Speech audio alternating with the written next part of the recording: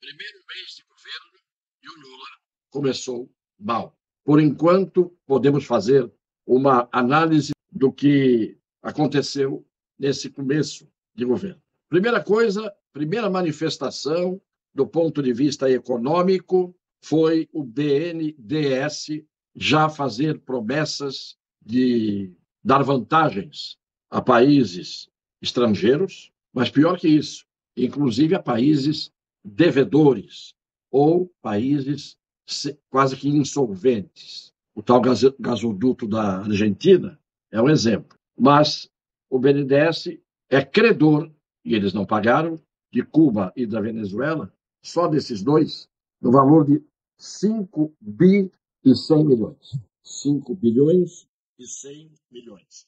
E começamos dadivosos, generosos, pródigos, altruístas, quando o país precisa muito mais do BNDES para a sua vida interna do que nós ficarmos fazendo o jogo dos companheiros externos. Então, isso já foi na minha visão.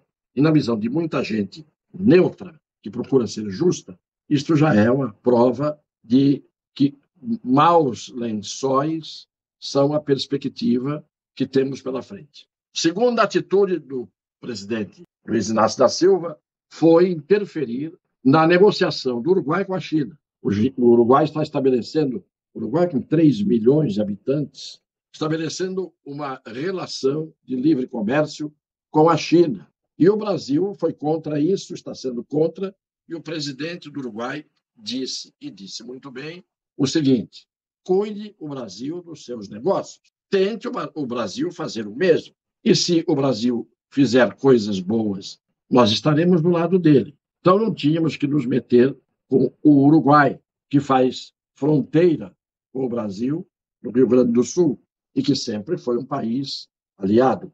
Outro destaque do primeiro mês, o atrito do presidente com os militares. É que os militares, na grande maioria hoje, não são de nada. Então o presidente atritou com os militares, não levou nenhuma vantagem nisso, mas também pode vir a ter prejuízos mais à frente.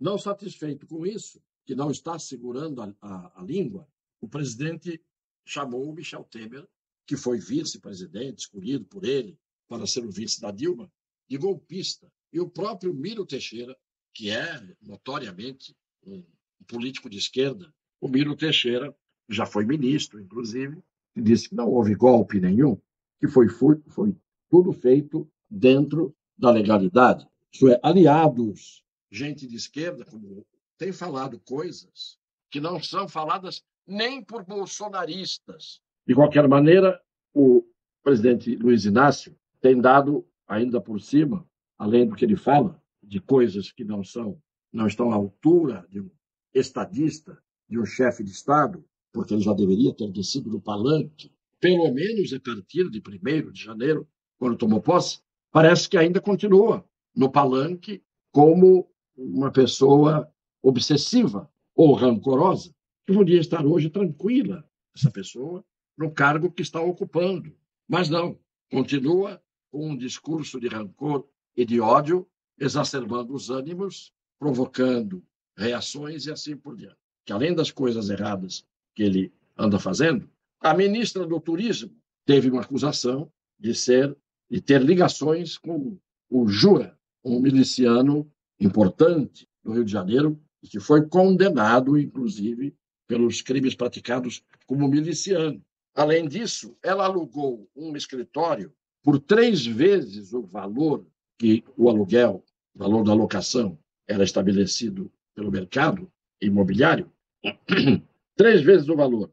E tudo isso foi pago com o dinheiro da Câmara dos Deputados, isto é, com o dinheiro do povo, o dinheiro de cada um de nós. Então, Daniela Vaguinho, esta ministra, por enquanto já apareceram essas 2 máculas, mas não foi só ela. O ministro das Comunicações, Juscelino Filho, já também nesta semana foi pego em 2. A primeira, contratação de helicóptero com dinheiro do fundo eleitoral, em mais de R$300 mil, não sei, 30 e tantos voos, nomes frios, usados como os ocupantes do helicóptero, e depois disso, 2 dias depois desta notícia, veio a segunda, que ele mandou asfaltar com dinheiro público a estrada que leva à sua fazenda no estado em que ele vive. Isso o ministro das Comunicações. E o Lula, num discurso hoje para grupos sociais, queixou-se de que não tem onde morar. O discurso está para todo mundo ver no YouTube, está no Google, ele dizendo que o Palácio do Alvorada estava em estado lastimável, que nem cama de casal ele encontrou no quarto presidencial. Isto eu acho uma coisa natural, porque eu não acredito que ele fosse dormir na cama em que o senhor Jair Bolsonaro e a Michelle dormiam. Então, a cama, evidentemente, foi retirada de lá. Mas o importante não é a questão da cama. O importante é que ele disse que ele está sem casa para morar.